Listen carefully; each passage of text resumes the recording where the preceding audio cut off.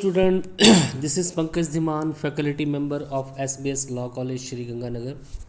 Today we are going to start next topic of the Contract Act 1872, that is the discharge of contract.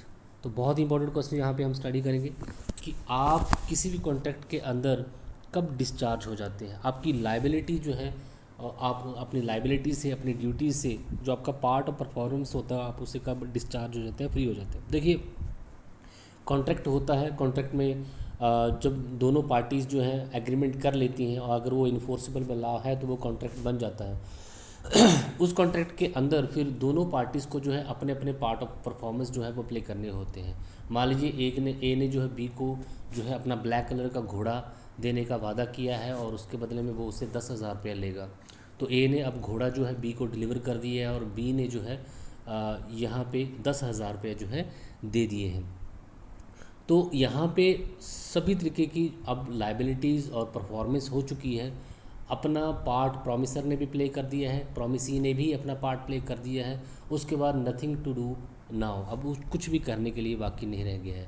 तो जब आप जो है किसी कॉन्ट्रैक्ट में अपने सारे पार्ट ऑफ परफॉर्मेंस को निभा देते हैं तो उस टाइम पे आप डिस्चार्ज फ्रॉम द कॉन्ट्रैक्ट हो जाते हैं, आप अपनी लाइबिलिटी से फ्री हो जाते हैं. क्योंकि जब भी कॉन्ट्रैक्ट होता है वहाँ पे आप कॉन्ट्रैक्ट करते हैं तो आपकी साइड से आपको बड़ा कुछ करना पड़ता है. कुछ आपको परफॉर्मेंस जो है उस कॉन्ट्रैक्ट के अंडर जो आपकी टर्म एंड कंडीशन बनी है उसके अकॉर्डिंग आपको जो है कुछ परफॉर्मेंस करनी पड़ती है.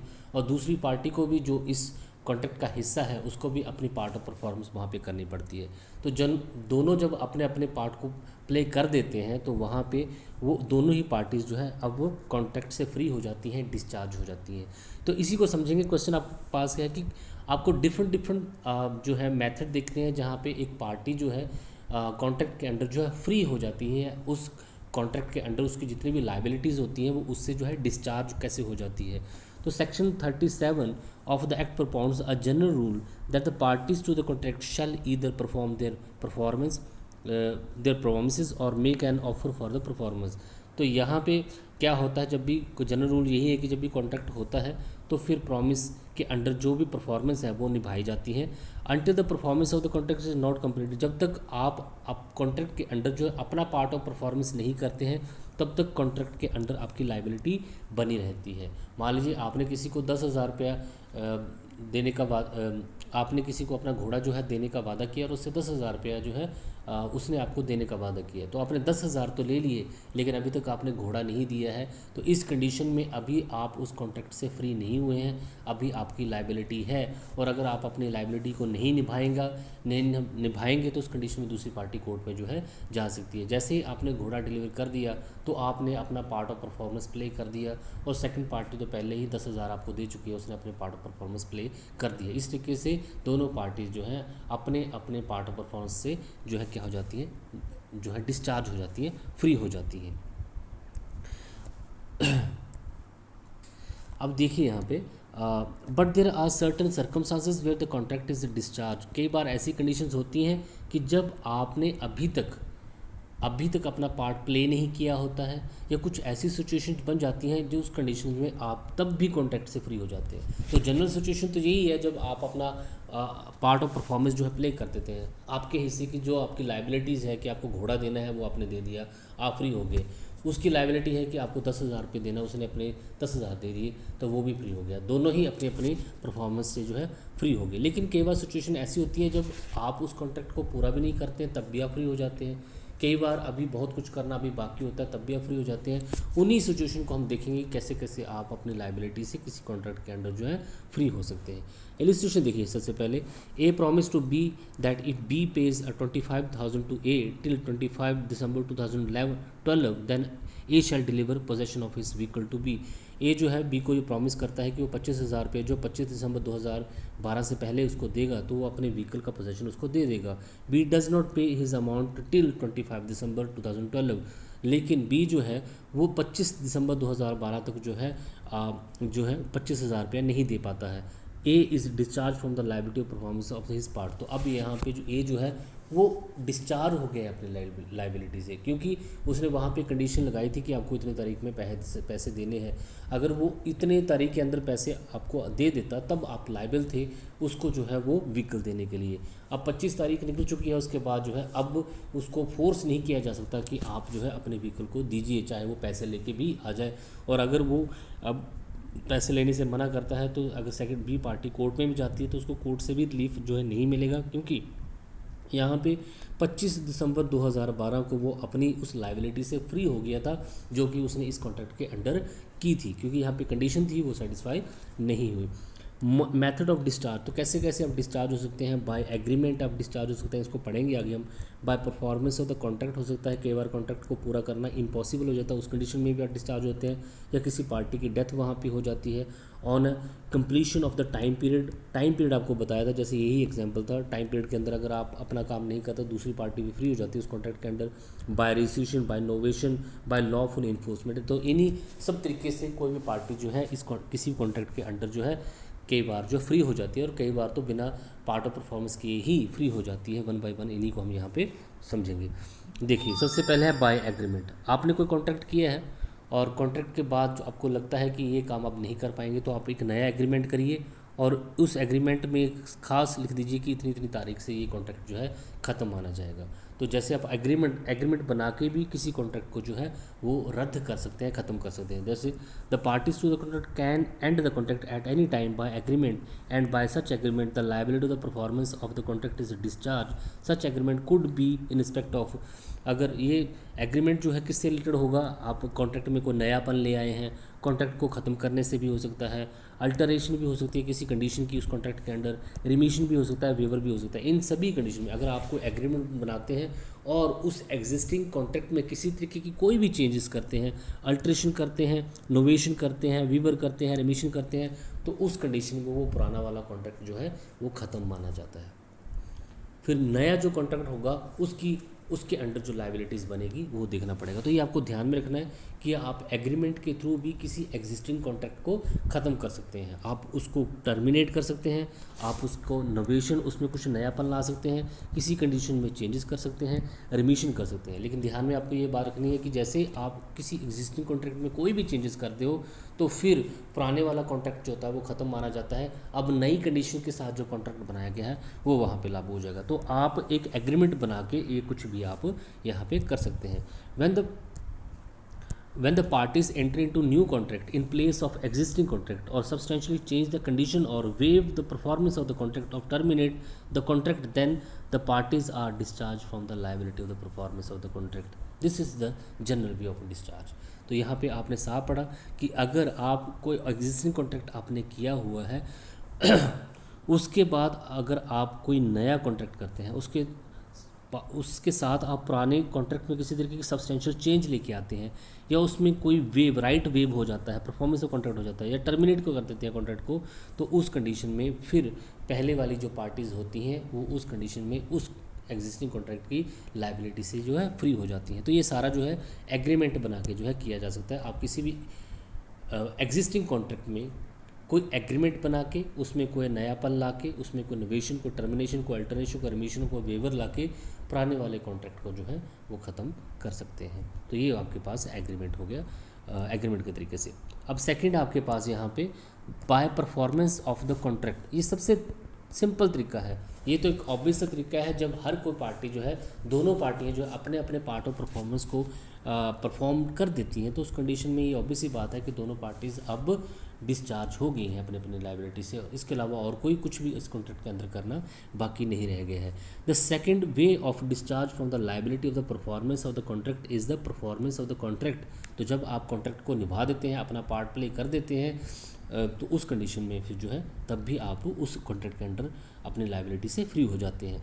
When the parties to the contract perform their parts then their liability under the contract is discharge. जैसे ही पार्टी उस कॉन्ट्रैक्ट के अंदर जो पार्टीज़ हैं वो अपना अपना पार्ट प्ले कर देती हैं, अपनी अपनी परफॉर्मेंस वो दे देते हैं, तब जो है फिर उस कॉन्ट्रैक्ट को ख़त्म माना जाता है और उसमें अभी कुछ भी करना बाकी नहीं रहा है। जैसे इलस्ट्रेशन आपके पास, A promise to sell his horse for 5000, A जो है अपना घोड़ा जो है बी को 5000 रुपये में बेचने के लिए तैयार है। बी ने भी उसको जो है ए को अमाउंट दे दिया, ए ने उसको जो है डिलीवर कर दिया घोड़े का। Since the contract has been completely perform, अब दोनों साइड से कॉन्ट्रैक्ट जो है कम्प्लीटली परफॉर्म हो चुका है, अब कुछ और करना बाकी नहीं था, क्योंकि इस कॉन्ट्रैक्ट के अंडर सिर्फ घोड़ा दिया जाना था, उसके बदले में पैसे लिए जाने थे, तो पैसे दे दिए गए हैं, घोड़ा ले लिया गया है, तो अब कुछ भी करना और बाकी नहीं रहा है। ये मान लिया जाएगा कि दोनों पार्टीज अब उस कॉन्ट्रैक्ट के अंडर जो है डिस्चार्ज हो चुकी हैं, फ्री हो चुकी हैं, उनकी राइट एंड लायबिलिटी से वो फ्री हो चुकी हैं।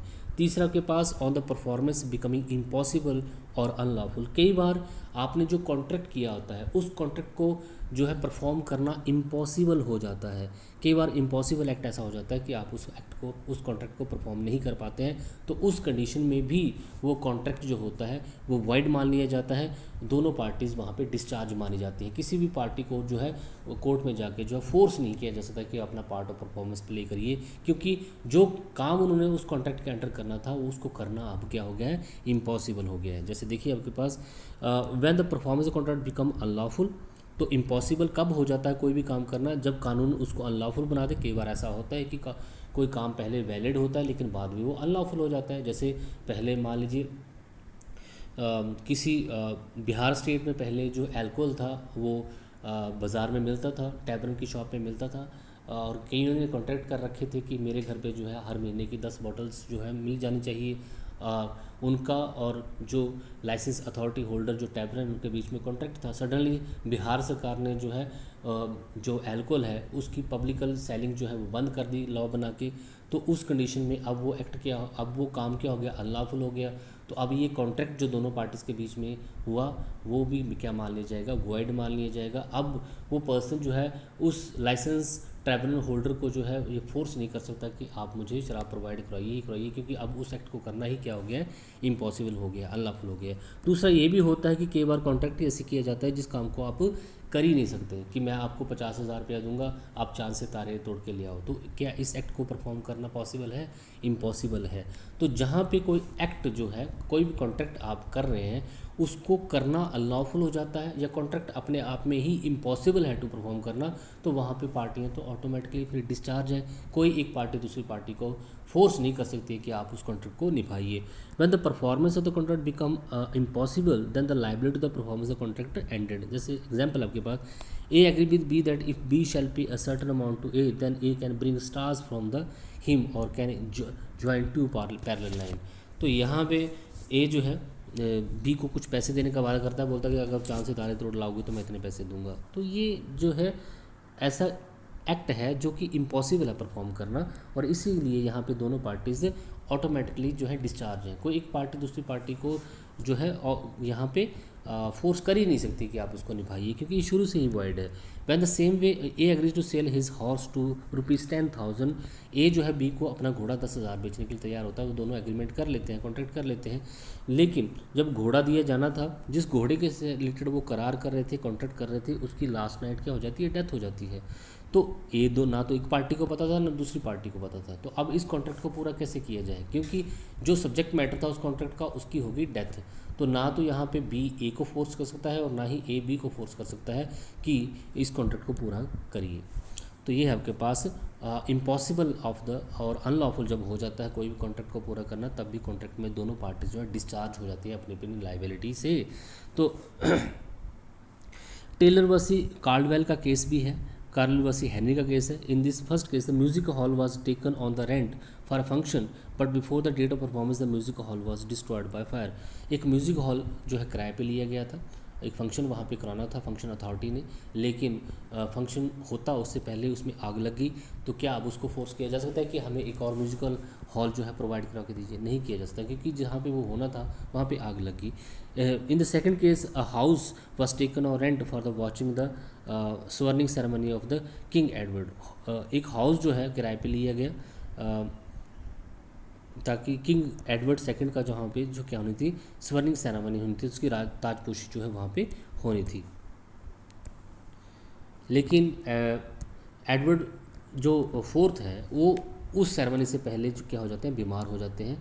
In both cases the performance has been become impossible. दोनों केसेस में अब अपने कॉन्ट्रैक्ट को निभाना जो है वो क्या है, इम्पॉसिबल सा हो गया। ना तो वो सिनेमा हॉल नया उसके लिए बना सकता है थोड़े दिनों में, और ना ही वो उस एडवर्ड्स फोर्थ को जो है ठीक कर सकता है। तो दोनों कंडीशन में अपना पार्ट ऑफ परफॉर्मेंस प्ले नहीं कर सकता है, तो कॉन्ट्रैक्ट में दोनों पार्टीज यहाँ पे डिस्चार्ज हो जाती है। नेक्स्ट आपके pass on death of the parties. तो अगर कोई कॉन्ट्रैक्ट किया गया है और कॉन्ट्रैक्ट के अंडर कोई स्किलफुल वर्क जो है सेकंड पर्सन से करवाना था, जैसे ए ने बी को बोला कि आप मेरी एक बहुत अच्छा वो पेंटर है, बहुत अच्छी वो जो है पेंटिंग बनाता है, तो मैंने उसको बोला कि आप एक बहुत अच्छी पेंटिंग बनाइए और उसके बदले में मैं आपको पैसे दूंगा। अब पेंटिंग तो है एक स्किलफुल वर्क है, वही पर्सन कर सकता है।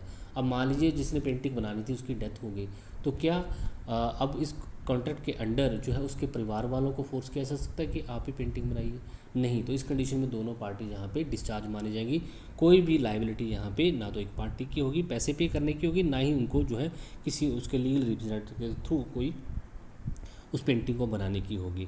When the performance of a contract depend upon the personal skill और ability of the party, then on the death of such party the liability performance of the contract is automatically discharged because no other person can perform it। अब painting तो वही कर सकता था, उसका बेटा तो हो नहीं सकता, चाहे उसने पेंटिंग सीखी ना हो। डांसिंग हो गया, सिंगिंग हो गया, राइटिंग हो गया, बुक्स हो गया, ये कुछ पर्सनल स्किल होते हैं। जब आप ऐसे लोगों से काम करवाते हैं और उनको कुछ ऐसा पैसे देने का वादा करते हैं, उसके बदले में उनसे कोई स्किलफुल वर्क चाहते हैं, तो अगर उस स्किलफुल पर्सन की डेथ हो जाती है तो फिर आप उसकी फैमिली को या बाकी पर्सन को जो है फोर्स नहीं कर सकते कि उस कॉन्ट्रैक्ट को पूरा करिए, क्योंकि वो काम वही पर्सन कर सकता था। तो इस कंडीशन में दोनों ही पार्टी जहाँ पे फ्री हो जाती हैं। जैसे आपके पास ये डांसिंग, सिंगिंग, राइटिंग, ये पर्सनल स्किल्स होती हैं।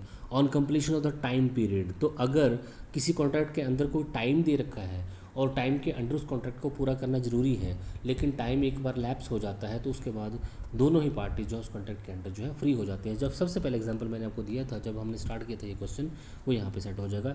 यहीं पे वो एग्जांपल फिर से लिखा हुआ है। Where any contract has to be perform within a specific time और reasonable time and has not performed within that time, then the party shall be discharged from the liability of the performance of the contract। Next आपके पास यहाँ पे bye रिसीशन, तो रिसीशन के through भी जो है कॉन्ट्रैक्ट को में दोनों पार्टी जो है अपनी अपनी लाइबिलिटी से फ्री हो जाती हैं। When party to the contract rescind the contract the liability of the performance also and such cancellation could be done by the agreement on the desire of the victim party. तो यहाँ पे कोई भी party जो है उस contract को जो है एग्रीमेंट बना के जो है रिसेंड कर सकती है, रिसेंड कॉन्ट्रैक्ट ख़त्म कर सकती है। जैसे A agree to sell 100 tons of oil to B on the condition that he shall supply the oil till 10 दिसंबर 2011। तो ए जो है बी को 100 टन्स ऑफ ऑयल देने का वादा करता है, लेकिन वो 10 दिसंबर 2012 से पहले जो है इसकी पेमेंट कर दे। ए फॉल्स टू डू 10 दिसंबर 2012 से पहले 100 टन्स ऑफ ऑयल जो है देने की बात करता है, लेकिन वो ऐसा नहीं कर पाता है। After 10 December 2012 B can either accept the oil to rescind. अब 10 दिसंबर 2000 के बाद वो अगले ही दिन आ जाता है और उसको जो है 100 टन्स ऑफ ऑयल देने के लिए तैयार है, लेकिन अब ये बी पे डिपेंड करता है कि या तो वो उनको एक्सेप्ट कर ले तो कॉन्ट्रैक्ट वैलिड हो जाएगा, अगर वो चाहता है तो उस कॉन्ट्रैक्ट को रिसेंड भी कर सकता है, ख़त्म भी कर सकता है, क्योंकि जो उसने कंडीशन दी थी ना वो पूरी नहीं हुई है। और conduct can demand the composition from the, और चाहे तो वो कॉम्पोजिशन भी डिमांड कर सकता है। तो अगर वो अगले दिन उस तेल को एक्सेप्ट कर लेता है तब तो वो कॉन्ट्रैक्ट वैलिड हो गया। और अगर वो चाहे तो इस कॉन्ट्रैक्ट को ख़त्म भी कर सकता है और यहाँ पे कॉम्पनसेशन डिमांड भी कर सकता है। तो रिसीशन के थ्रू कॉन्ट्रैक्ट को ख़त्म जो है किया जा सकता है। बाय नोवेशन, तो ये आपने पहले भी पढ़ा, section 62 of the contract it says that if parties to the contract agrees to a substitute a new contract for it or rescind it or alter it then the original contract need not to be performed. आपने कोई contract कर रखा है, उस contract के under आप कुछ conditions में चेंजेस करते हैं, एक नया कॉन्ट्रैक्ट बना के पुराने वाले कॉन्ट्रैक्ट के अंदर कुछ कंडीशन चेंज करते हैं।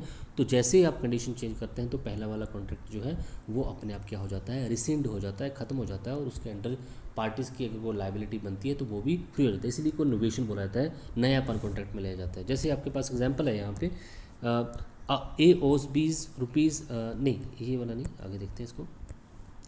जैसे आपके पास यहाँ पे केस लॉ है Andheri bridge cooperative housing society limited versus Krishna Kant Anandrao देव।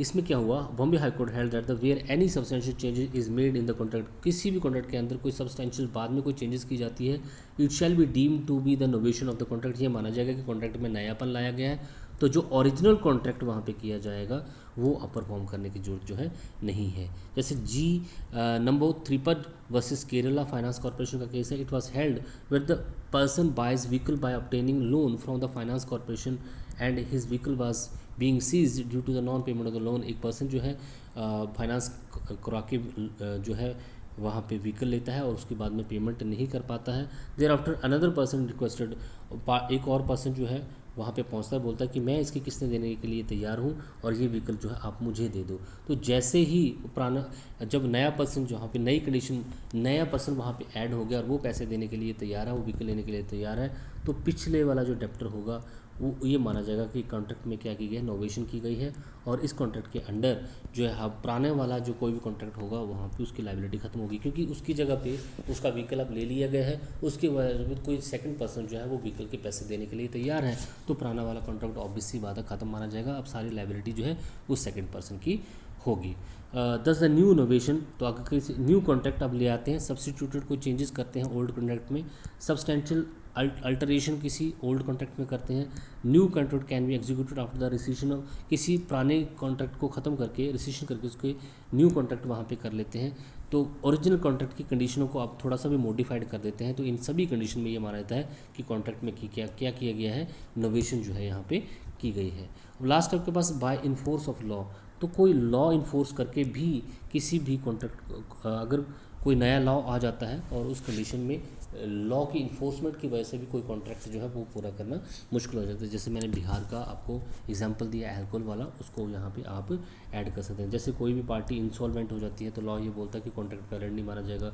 जहाँ पे मर्जर्स ऑफ राइट हो जाता है या कोई पार्टी जो है अपना राइट वहाँ पे छोड़ देती है या कोई और सर्कमस्टांसेस ऐसा हो जाता है जिसमें उस कॉन्ट्रैक्ट को परफॉर्म करना अब अकॉर्डिंग टू लॉ ठीक नहीं है, इन्फोर्समेंट ऑफ लॉ वहाँ पे नहीं है। तो इन सभी कंडीशन में दोनों ही पार्टियां जो है अपने कॉन्ट्रैक्ट से डिस्चार्ज हो जाती हैं, लायबिलिटी से फ्री हो जाती हैं। Thank you so much, have a nice day.